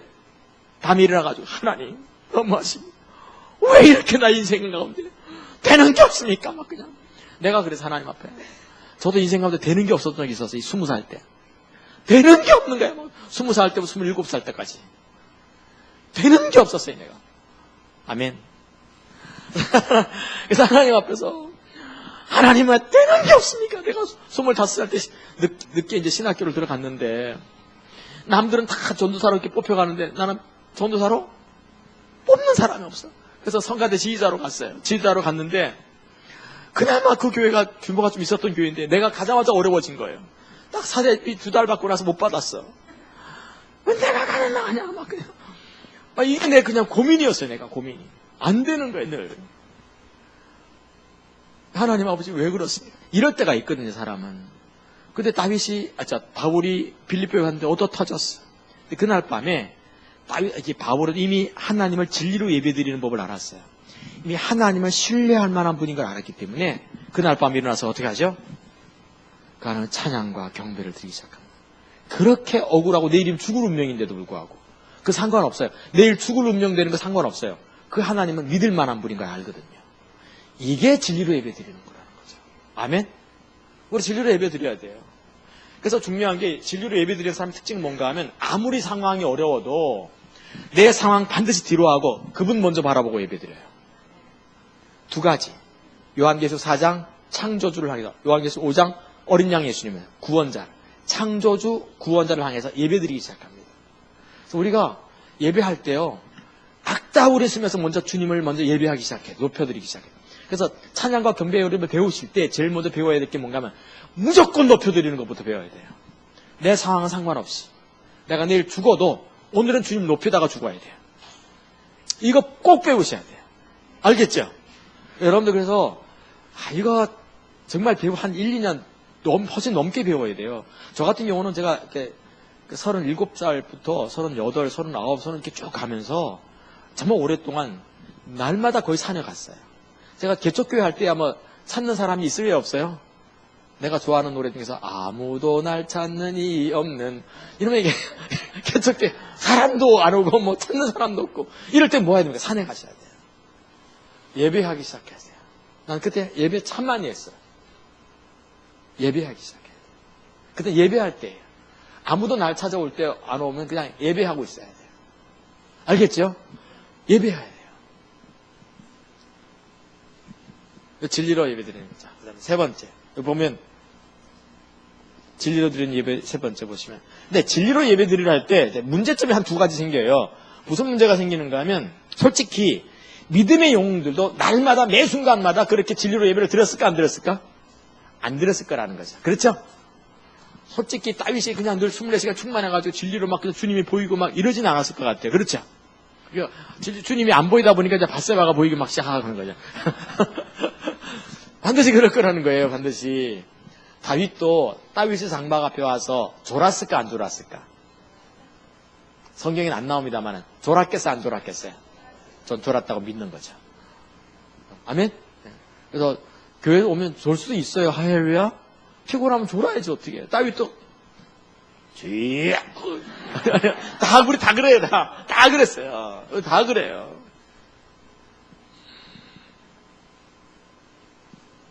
두 번째 문제가 있어요. 뭔가 하면 내가 다윗이나 모세나 바울처럼 그런 경험을 한다는 보장이 있습니까 없습니까?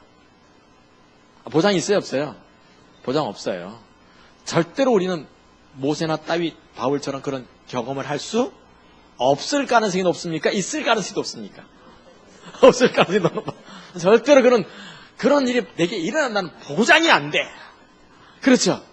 그럼 어떻게 진리로 예배드리지? 그러면 우리는 그 사람처럼 될 수 없는데. 그래서 세 가지를 써놨어요. 친절하죠? 첫째, 우선 하나님을 성경이 말하는 그대로의 하나님으로 자꾸 뭐 해야 된다? 인식해야 돼요. 인식이 중요해요. 하나님이 선하시다 그러면 자꾸 뭐 해야 돼요? 하나님 당신 선하시다라고 자꾸 인식해야 돼요. 하나님 당신을 믿을 만한 분입니다. 그래서 우리가 하나님을 경험할 때, 경험하는 삶을 살 때, 그 헨리 블랙한 목사님이 우리에게 추천했던 5가지 동의하는 방법이 있는데, 우리가 지지난 시간에 얘기했어요. 하나님께 경험하는 삶에서 동의해야 될 부분들 기억나시죠? 한 달도 안 됐는데. 예. 이건 너무하다. 하나님을 경험하는 사람들, 하나님을 경험하려고 할 때 우리가 동의해야 될 부분이 있다고 했는데 하루하루 주를 따라갔다면서. 좀 기억나죠? 기억나지? 첫째가 뭐였어요? 내 뭔지는 몰라. 동의까지는 기억이 나는데 그것도 뭐였어요? 하나님은 믿을 만한 분이야. 이게 동의하셔야 돼요. 동의하셔야 돼요. 그러니까 하나님은 믿을 만한 분. 다시 말해 성경이 말하는 바로 그 하나님이라고 자꾸 인식해야 돼요. 이 동의하셔야 돼요. 이게 느낌이 안 와도 많은 분들이 동의는 안 하고 느끼려고 그래요. 아, 목사님 그분의 사랑이 자꾸 안 느껴진다고. 어떻게 하면 느끼죠? 그럼 내가 얘기를 해요. 못 느낄 거라고 평생. 느끼려고 그러면 평생 못 느껴요. 뭐 해야 된다? 동의해야지. 성경은 동의하셔야 돼요. 그래서 바울도 말할 때 솔직히 우리 옛사람이 죽은 게 믿어져요? 안 믿어져요? 옛사람 살아있어요? 죽었어요? 솔직히 살았어요. 진짜. 살았습니까? 죽었습니까? 헷갈려. 이렇게 말하면 저렇게 성경은 죽었다고 얘기하는데 실제로는 이래도 거짓말 저래도 거짓말이에요. 지금 그러니까 살아있잖아요. 사실 옛사람이 막 살아있어. 성경은 죽었다고 말해. 그 성경이 맞는 게 내가 맞는 거예요? 성경도 맞고 나도 맞는 거지. 어떻게 해야 돼요? 그럼 성경이 내게 실제가 되겠으면 어떻게 되는 겁니까? 바울이 말합니다. 너희가 옛사람이 십자가에 대해 하나님에 대해서는 살았고 세상을 대해서 죽은 자로 여기는 것부터 하는 거죠. 동의하는 것부터 시작해야 돼요. 여기다 말 동의한다는 거거든요. 그러니까 동의를 하기 시작해야 돼요. 성경에. 동의가 필요해요. 두 번째는 하나님의 뜻이 항상 모임을 동의해야 돼요. 그러니까 내가 지금 어떤 일을 겪든지 간에 이것이 하나님의 최선의 뜻임을 자꾸 뭐라고 할까? 동의하셔야 돼요. 어떤 일을 겪어도 하나님이 내게 가장 좋은 걸 주셨다는 거죠. 가장 좋은 걸 주셨다고 생각해야 돼요. 이거 자꾸 동의해야 돼요. 그래야지 진리 앞에 동의할 수 있어요. 세 번째가 있어요. 하나님의 얼굴을 구해야 돼요. 당연한 거죠. 근데 두 번째, 하나님의 뜻이 항상 최선임을 동의해야 돼요. 그러니까 바울 같은 경우도 감사합니다. 아유 차가워라.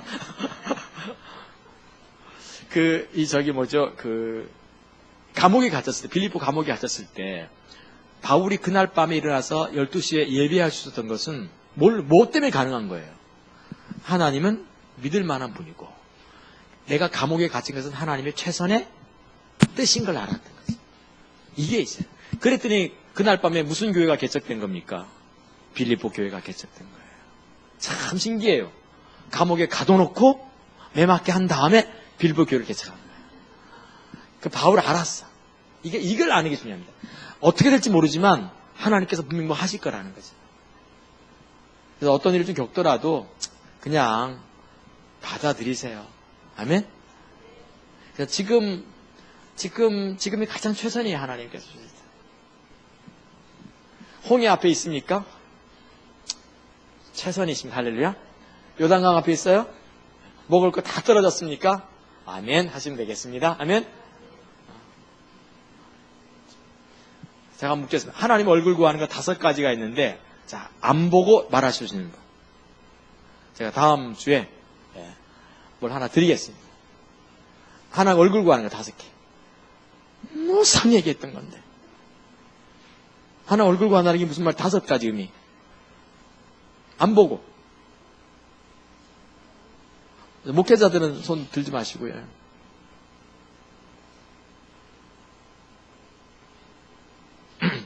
농석교회는 손 들 줄 알았더니 아버지 안 되겠습니다. 첫째가 뭐였어요? 하나님 알고 사랑하는 것을 최선으로 우선. 두 번째는 인재 가운데서 영광 보기 사모하는 것. 세 번째는 하나님의 뜻을 알아서 순복하기를 회망하는 것. 네 번째는 주의 거룩한 비전과 계획을 알게 되었을 때 어떤 대가를 치르더라도 가려고 하는 것.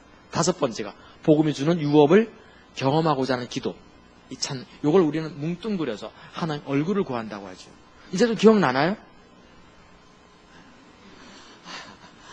이게 머릿속에 박혀 있어야 돼요. 그래야지 기도할 때 이게 돼요. 그리고 나중에 치매도 안 걸릴 거예요. 아멘? 자꾸 뭘 외워가야 돼. 자, 그럼 마지막. 자, 성령으로 드리는 예배. 이거 금방 끝납니다. 앞에서 많이 설명했기 때문에. 자, 성령으로 드리는 예배의 정의가 뭔가 하면, 성령께서 우리 가운데 임재하셔서 조명하는 가운데, 이게 있어야지 진리로 예배 드릴 수 있어요. 그죠? 성령께서 제일 먼저 조명이에요. 임재의 조명. 이게 핵심이죠. 임재의 조명 가운데서 두 번째가 뭡니까? 그분이 나타나기를 사모하는 거죠. 나타나시기를 사모하는 거. 성경에 보면 주로 성령께서 언제 은사를 부으시고 나타나신 능력을 행하셨냐 하면 예배 때예요. 초대교회는 예배 때 주로 강력한 능력이 나타났어요. 그래서 우리 가운데도 좀 치유라든가 이런 것이 더 강력하게 나타나기를 원합니다. 아멘? 좀 강력한 치유 같은 게 더 나타났으면 좋겠어요. 치유가 더 많이 일어났으면 좋겠어요. 오늘날 웬만한 현대인들이 많이 아파요, 안 아파요? 다 멀쩡한 것 같아도 다 이게 속으로는 골병 안고 있어요. 그렇죠? 정신적으로 약간 문제가 있다든가, 예, 약간 나자가 하나 빠져. 좀 그래요, 안 그래요? 옆 사람 보면 약간 좀 이상할 거예요. 우리 모두 그렇습니다. 우리 제대로 된 사람 하나도 없습니다. 요즘 뭐가 제대로 됐겠어요, 지금. 다 나도 내 스스로가 늘 내가 장애인이라고 생각하거든요. 난 장애인이라고 생각해, 내 스스로가. 장애인들한테 잘해줘야 돼요. 우리 모두 장애인입니다. 그래서 중요한 것은 성령이 좀 나타나셔야 돼요. 좀 치유하고 죽은 자도 살리고 막 좀 이런 일이 막 벌어졌으면 좋겠어요. 병은 표적과 기사가 나타나고 막 이걸 사모하는 예배가 성령으로 드리는 예배예요. 오늘날 진리로 예배가 잘 안 되다 보니까 성령의 나타남이 좀 사라졌어요. 오늘날 예배 가운데서 강력하게 좀 나타나야 되거든요. 알겠죠? 이게 예배입니다. 성령의 조명 가운데서 성령의 능력으로 나타나시는 예배를 성령으로 드리는 예배라 불러요. 이 예배의 사례들이 있는데 초대교회 보시면 다윗 장막 같은 경우는 뭐 예언이 당장 있었죠. 그 다음에 초대교회 예배 때는 항상 뭐가 있었습니까? 표적과 기사가 있었어요. 초대교회는 3부로 예배 드렸잖아요. 찬양과 경배, 메시지, 성령의 능력이 있었거든요. 성령의 능력이 나타나야 돼요.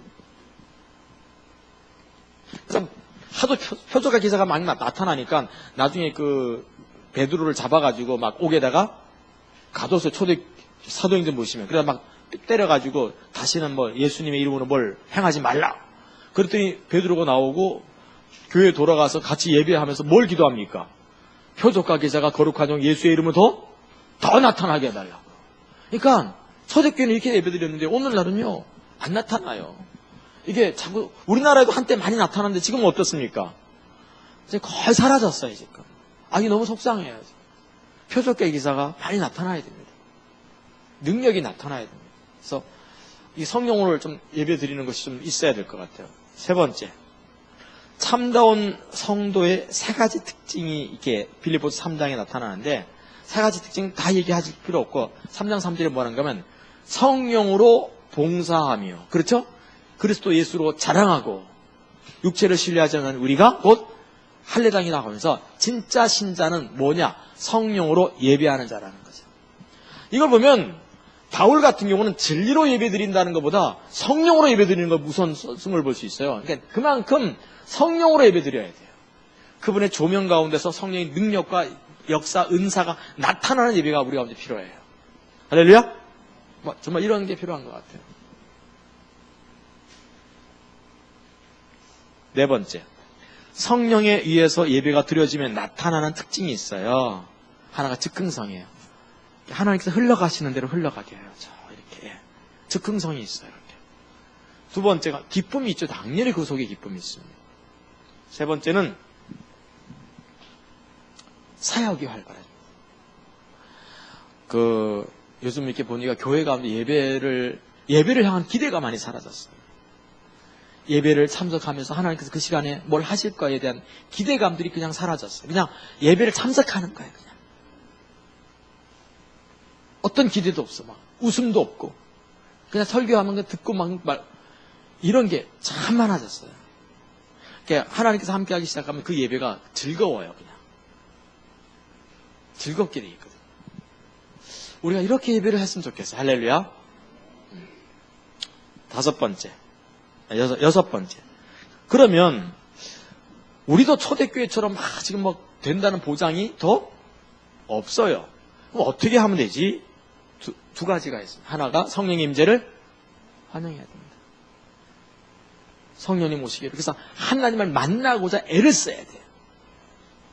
아까 제가 하나님 모셔야 돼. 하나님 만나고 돌아가야 되거든요. 두 번째가 성령께서 일하시는 현장, 능력을 나타내시는 그 현장을 거부하지 말아야 돼요. 이 얘기하고 이제 마치도록 하겠습니다. 저는 이걸 이렇게 해요. 근데 청주에 가시면, 청주에 가면 거기 대학교도 많고 교육도시잖아요. 청주에서 이렇게 손가락에 꼽는 교회가 몇 개 있어요. 그 중에 하나가, 그 교회 이름을 좀 대면 이렇게, 이렇게 네 개, 교회가 아주 큽니다. 그 교회에 제가 2번 집회를 갔어요. 한 8년 전, 9년 전, 한 2번 집회를 갔는데, 서울에 그 김삼한 목사님이라고 유명한 목사님 계십니다. 새벽 기도로 유명한 명성교회라고 있습니다. 그 교회에서 청주에다가 교회를 크게 지었어요. 그게 짓고 이제 이렇게 되어 있는데 제가 그때 갔을 때 한 1000명 넘었어요. 대부분 뭐 교사, 교수, 뭐 되게 이런 거기는 큐티가 아주 잘했어요. 제가 2번 그때 갔었는데 수련회를 한번 와달라고 하더라고요. 수련회를 가는데 이제 성도들이 많다 보니까 가족까지 오면 많아서 이제 교회당에서 못하고 그 고신대학원이 그 천안에 있습니다. 고신대학원이 맞죠? 거기 고신대학원이 대강당에 있어요. 거기 가면. 그래서 고신대학원 모든 기숙사하고 대강당을 빌려서 이제 수련을 했어요. 3박 4일. 그때 제가 가면서 우리 김태수 목사님도 좀 데려가고 그랬었는데, 그때 강사를 갔는데, 대강당이 이렇게 좀 높이 돼 있어요. 끝이 쭉 이렇게, 그렇게 생겼더라고 보니까. 가보셨어요? 예. 성령의 사역을 하는 거예요. 근데 이 교회는 큐티, 말씀 이런 게 있기 때문에, 이렇게 성령 사역을 경험을 별로 안 해봤어요. 야, 그게 조심스럽더라고. 이거 해야 되나? 그래도 하자! 마음을 딱 결정을 한 거예요. 하고 나서, 시간 막 찬양한 다음에 이런 분들 초청한다고 딱 했어요. 근데 저 뒤에서 어떤 새댁이 하나 은혜를 받으셨나봐. 나오는데 갑자기 성령께서 확 임하시니까 소리 지르면서 안에 상처 치유하시는 거잖아요. 되게 쓰러지는 일이 많이 있으면 압도하시는 거예요. 내가 너의 주권을 빼앗겠다 그 뜻이거든요. 그때 하나님 넘어뜨리게 하십니다. 그 다음에 소리 지르면서 떼굴 굴 때는 상처 치유하실 때거든요. 되게 현상이 나타날 때가 이렇게 있어요. 근데 그 새댁이 뭐가 상처가 많은지 하면서 그냥 떼굴떼굴 굴러가지고 커요. 저 뒤에서부터 높은 데서부터 낮은 데까지 떼굴떼굴 굴러서 강대산까지 오는 거예요. 자, 문제는 그렇게 그 새댁이 굴러오는 것까지는 괜찮아요. 시어머님이 보신 거예요. 야, 이거 진짜 어렵더라고. 떼굴떼굴 굴러가지고 여기 처박혀 있어. 다른 사람 기도받으러 이렇게 나왔다가 갑자기 막 쭈글쭈글 굴러오니까 막 이제 막 웅성웅성하고 막 그랬을 거 아니겠어요. 근데 시어머님은 당장 왔어요. 막 사역하는데 와가지고 우리 며느리인데 어떻게 되는 거냐 그래서 어떻게 얘기해야 돼요? 자, 중지시켜야 돼? 괜찮습니다. 하나님이 치료하고 계십니다. 안정시켰어요. 그러니까 순간 우리는요 성령의 역사를 뭐 하기 쉽다? 사람의 눈치 보다가 중단하기 쉬워요. 그리고 좀 이따 이 자매가 일어난 거예요. 마음 편안해지죠. 금방 마음 편해진다. 그래서 이렇게 했어요. 그 뒤로 그 교회가 저를 부르지 않았습니다.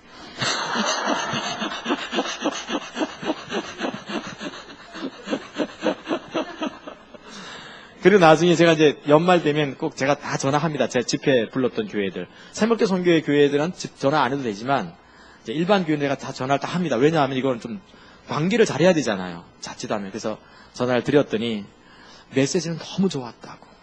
근데 사역이 약간 이상하다고 그 얘기 하시더라고요. 뭐 그런 게 있냐고 해서 그런 게 있습니다. 그리고 이렇게 말았는데요. 지금도 굉장히 교회가 크고 있다고 하더라고요. 근데 하나님께서 우리가 환영하면 성령이 나타나시고 환영하면 하나님이 반드시 나타나 주십니다. 아멘?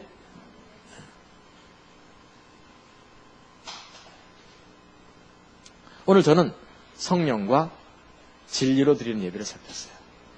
이런 예배를 통해서 진리로 예배하려고 성령을 이렇게 할 때 그릇이 만들어지고 여기에 임재가 담기고 자세가 확립돼요.